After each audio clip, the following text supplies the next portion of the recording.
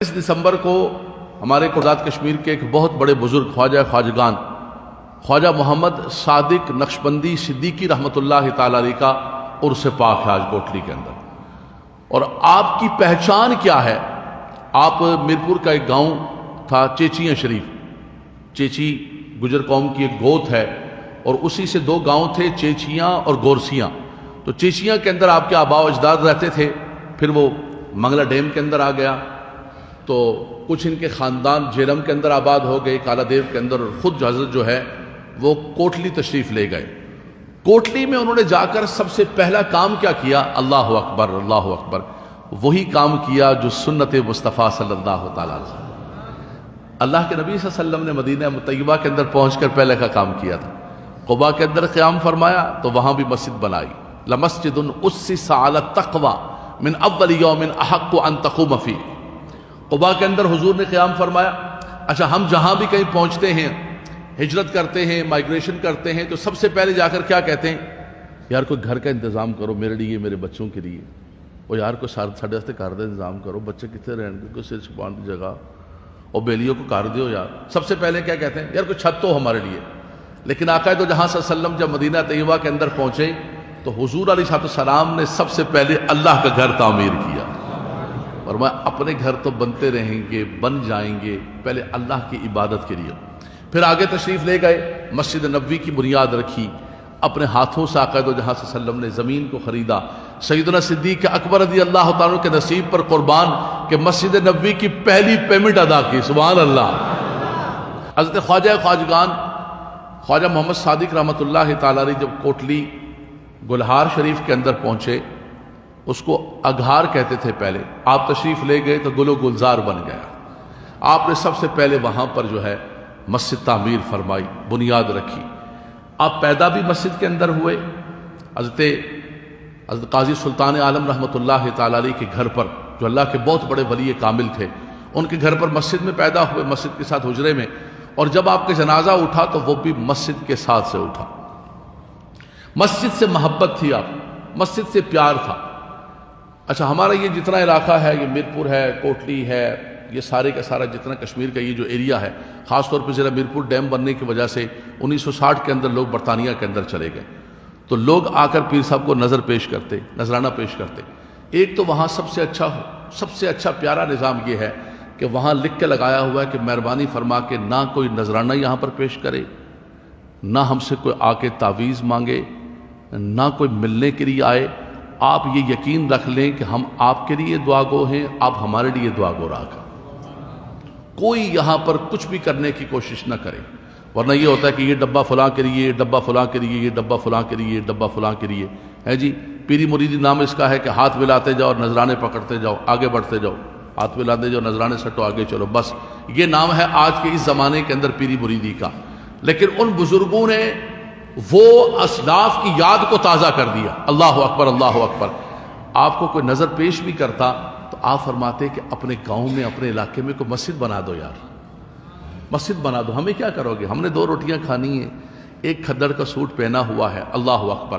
اور سب سے بڑی بات یہ ہے کہ آپ نے اپنی زندگی کے اندر ہمارے علاقے کے اندر، کشمیر میں، میرپور میں، ڈڈیال میں، سارے علاقے میں، حضرات گرامی یہ بھی سن لیں آپ، آستانوں کا یہ تو سنتے ہیں کہ آستانوں والے گھوڑوں کے ریس کراتے ہیں، آستانوں والے جو ہے نا انہوں نے کتے پالے ہوئے، مرغوں کی لڑائیاں اور کتوں کی لڑائیاں کراتے ہیں آستانوں والے، بالکل ایسا ہوتا ہے، ہم بھی بیان کرتے ہیں اس کا، اور بیان کرنا چاہیے۔ جو غلط ہے وہ غلط ہے۔ جو آستانوں کی قبروں کے طواف کرتے ہیں اور قبروں کے جا کے سجدے کرتے ہیں، ان کو غلط کہیں گے، اس کو غلط کہیں گے اسی محراب و منبر سے، اور صوفیاء کو ماننے والے کہیں گے، کوئی اور نہیں کہے گا، ہم کہیں گے۔ جو غلط ہے اس کو غلط کہیں گے۔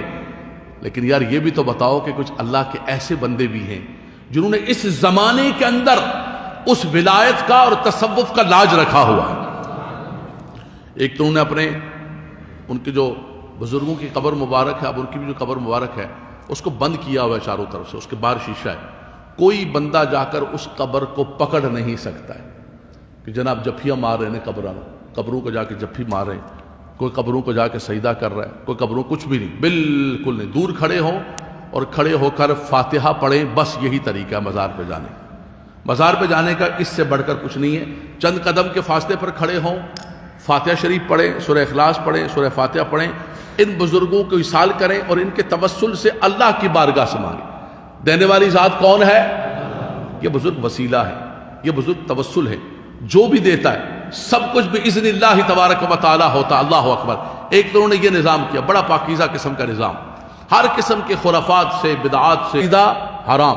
قبر کا طواف حرام، قبر کا بوسہ اعلی حضرت منع کیا. قبر پہ چادر ایک چڑھاؤ جب تک بوسیدہ نہ ہو جائے. تو ہمارے اپنے لوگ ناراض ہوتے تھے کہ یار تم کیسی زبان استعمال کرتے ہو، فلاں کرتے ہو. اسی کے اندر ہماری نجات ہے. یہی اہل سنت کا، اعلی حضرت کا جو مسلک اور طریق ہے وہ یہی ہے. آپ نے ہمیں یہی سبق عطا فرمایا اور بحمداللہ تعالیٰ اس پر قائم دائم ہے. خواجہ محمد صادق صاحب رحمۃ اللہ تعالیٰ علیہ نے عملی اعتبار سے اپنے اس بازار کو پورا بند کیا اور فرمایا کوئی بھی بندہ چپکے گا نہیں. وہاں پر کوئی خرافات، کوئی بدعات، کوئی چیز نہیں. جو بھی چیز ہوتا کہتے جی مسجدیں بناؤ، مسجدیں بناؤ. حضرات گرامی اپنی زبان پر سبحان اللہ رکھیے گا. انہوں نے اپنے آستانے کی طرف سے 1100 مساجد تعمیر فرمائے. کچھ مسجدیں وہ ہیں جو خود پورا آستانے نے بنائی، کچھ کے اندر جو ہے انہوں نے اپنے مزدوروں کو اور لوگوں کو دیا، کچھ کے اندر آدھا حصہ گاؤں والوں نے ملا، آدھا انہوں نے ملایا. مساجد کا ایک جال بچھا دیا. پھر ان مسجدوں کے اندر جو ہے وہ مدرسے بنائے، حفظ کے مدرسے، تجوید کے مدرسے، درس نظامی کی ابتدائی کلاسیں پڑھ کے ہمارے ساتھ جامعہ نظامیہ کے اندر طلبہ جو ہے وہ وہاں کوٹلی سے پڑھنے آیا کرتے تھے. تو یہ وہ آستانہ ہے کہ جس نے حقیقی طور پر دین کی خدمت کی ہے، اللہ کے دین کی خدمت کی ہے. مساجد کو تعمیر کیا اور لوگوں کے اندر ایک روحانیت پیدا کی. اللہ اکبر. بڑے بڑے شیوخ الحدیث ہمارے جامعہ نظامیہ کے شیخ الحدیث مسلم شریف پڑھاتے تھے. علامہ خادم حسین رضوی صاحب رحمۃ اللہ تعالیٰ علیہ خود فرماتے تھے کہ جس شخص نے مجھے رنگ چڑھایا، رضویت کا رنگ چڑھایا، دین کا شعور عطا فرمایا، وہ تھے استاد العلماء. ان کے بھی استاد تھے، ہمارے بھی استاد تھے، مولانا محمد رشید نقشبندی رحمۃ اللہ تعالیٰ علیہ. اور وہ یہاں کوٹلی گلہار شریف سے بیعت. خود امیر المجاہدین علامہ خادم حسین رضوی صاحب خواجہ محمد صادق صاحب رحمۃ اللہ تعالیٰ علیہ کے بیٹے قبلہ حاجی پیر صاحب سے بیعت. بڑے بڑے علماء مولانا یعقوب ہزاروی صاحب جامعہ رضویہ ضیاء العلوم کے جو شیخ الحدیث تھے وہ گلہار شریف سے بیعت. حضور مفتی اعظم پاکستان مفتی منیب الرحمان صاحب مجھے فرمانے لگے کہ یار میرا دل کرتا ہے کہ اس آستانے کو دیکھ کر کے میں یہاں سے بیعت ہو جاؤں. پرانی بات ہے، 7-8 سال پرانی. میرپور تشریف لے گئے، وہاں کا جب نظام دیکھا تو اندر پیغام بھیجا کہ میرا من یہاں آ کے لگ گیا. اتنا پاکیزہ ماحول، اتنی روحانیت کا صاف ستھرا ماحول، کوئی خرافات نہیں، کوئی بدعات نہیں، کوئی ہٹو بچو نہیں. اور سب سے بڑی بات یہ ہے کہ حضرت جو ہے برابر میں حجرہ مبارک ہے، حضرت ہر نماز کے اندر نماز بجماعت صف کے اندر آتے. نماز کے اندر آنے والے کسی شخص کو پتہ نہیں کہ پیر صاحب کہاں کھڑے، کوئی نہیں، کوئی ہٹو بچو نہیں. ہٹو جناب، ہٹو پیر صاحب آ گئے، ہٹو کچھ نہیں. حجرے سے نکلے، صف کے اندر کھڑے ہو گئے. 80 سال کی عمر تک جو ہے اپنے وصال سے پہلے تک جب تک چل سکتے تھے، پھر چل نہیں سکتے تھے، 2 آدمی پکڑ کے ان کو لا کر صف کے اندر کھڑے کرتے اور آپ نماز ادا کرتے تھے. انہوں نے بتایا کہ نہ مکے میں نمازیں نہ مدینے میں نمازیں، ہم یہاں پیدا ہوئے ہیں، یہاں کھاتے ہیں، یہاں پیتے ہیں، یہ مسجدیں بنائیں، یہاں ہمیں نمازیں ادا کرنی ہیں. آپ کی عبادت، آپ کا زہد، آپ کا تقوی، آپ کی پرہیزگاری، آپ کی عاجزی، آپ کی انکساری، ہمارے اپنے ناموں کے ساتھ اتنے بڑے لگتے، غوث زمان، قطب الاقطاب، فلانا ٹمکانا، لمبا چوڑا. آپ نے ان تمام چیزوں سے عاری ہو کر خالصتاً جو ہے اللہ کے دین کی خدمت کی. نقشبندی سلسلہ تھا، بالکل خاموشی کے ساتھ، محبت کے ساتھ اور پیار کے ساتھ کام کیا. تو حضور مفتی اعظم پاکستان مفتی منیب الرحمان صاحب جب وہاں پر پہنچے تو انہوں نے پیغام دیا کہ ہم ملنا چاہتا ہوں، اور دوسری بات یہ کہ میں بیعت ہونا چاہتا ہوں. تو فرمان لگے مفتی صاحب سے کہیں کہ ہم خود بیمار ہیں اور خود آخرت کے سفر کی تیاری کی طرف جا رہے ہیں، اور خود ہمیں فکر لگی ہوئی ہے کہ ہمارے پاس کچھ توشہ نہیں ہے آخرت کا.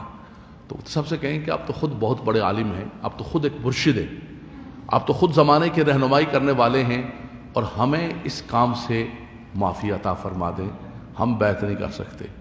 یہاں تو بیعت کی بھیڑ لگی ہوئی ہے کہ آ جاؤ بیعت ہو جاؤ. میں ایک مرتبہ ایک شادی میں گیا ہوں تو ایک پیر صاحب میرے برابر میں بیٹھے ہوئے تھے، اللہ تعالیٰ محفوظ فرمائے. ایک بندہ ہاتھ ملانے کے لیے آیا، اس نے کہا جی السلام علیکم. کہ تم فلاں کے بیٹے ہو؟ ہاں. ہاتھ آگے کر، تجھے بیعت کرتا ہوں. بسم اللہ اللہ اکبر. چلو ارے خدا کے بندو، اسے پوچھو تو صحیح، اس کا من ہے، اس کا دل ہے، وہ تیار ہے نہیں ہے؟ آپ نے بیعت کو ایک تماشا بنا کے رکھ لیا، اور نہیں جی ہم ایمان محفوظ کر رہے ہیں، ہم فلاں محفوظ کر رہے ہیں۔ وہ اللہ کے بندو، اس کو پہلے ذہنی طور پر بتاؤ تو صحیح کہ بیعت نام کس کا ہے، طریقت نام کس کا ہے؟ ان کے ہاں صرف ہفتے میں ایک مرتبہ بدھ کے دن زہر کے بعد بیعت ہوتی ہے۔